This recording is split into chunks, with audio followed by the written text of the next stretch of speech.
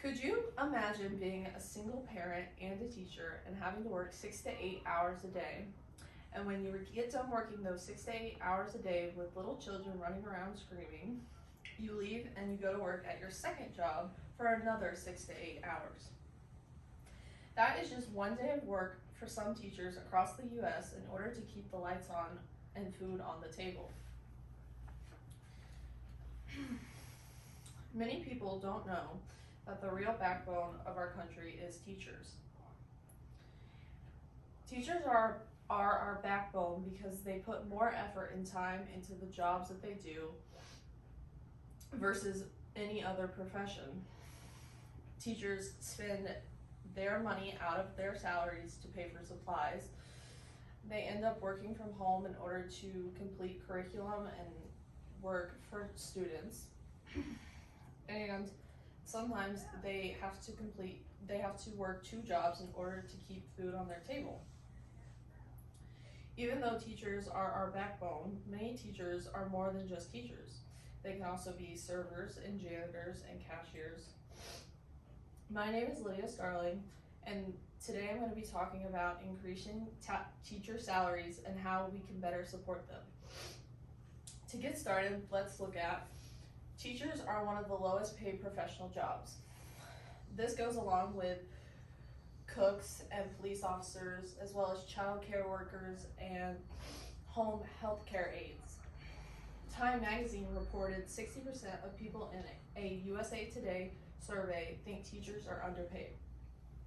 Meg Brenner for American Progress stated that 7% of teachers also spend more than $1,000 of their limited salary on school supplies.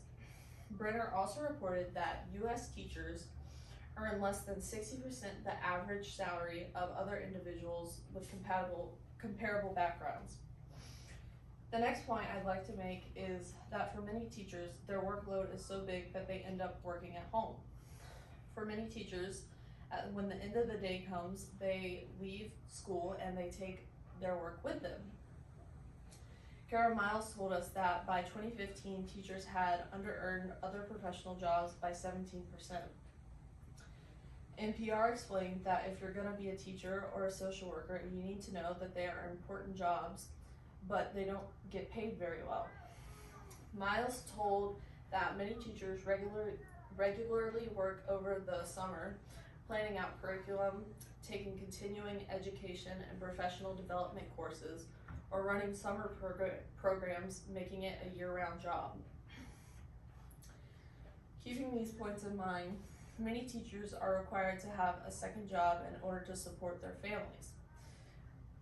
Like at the beginning of this speech, whenever I said that teachers work 6 to 8 hours a day and they have to get off that job to go to their second job, could you imagine having to work two jobs just to keep your family fed and clothed? Time magazine interviewee Ben Tai said that he has been teaching for 17 years and is still working 2 or 3 jobs and has been since 2003 just in order to be able to afford to live in New York City. Kara Miles explained that media offered more visibility into teacher lives from the second jobs they work to out-of-pocket spending for supplies. Brenner reported in some states 20% of teachers have to take a second job to supplement their salaries. The 3 points I have presented you show that teachers are one of the most needed commodities in our society, and they go above and beyond the call of duty in order to educate the young minds of the future. Our teachers need higher salaries so that they can better accomplish their jobs and improve in order to help students learn.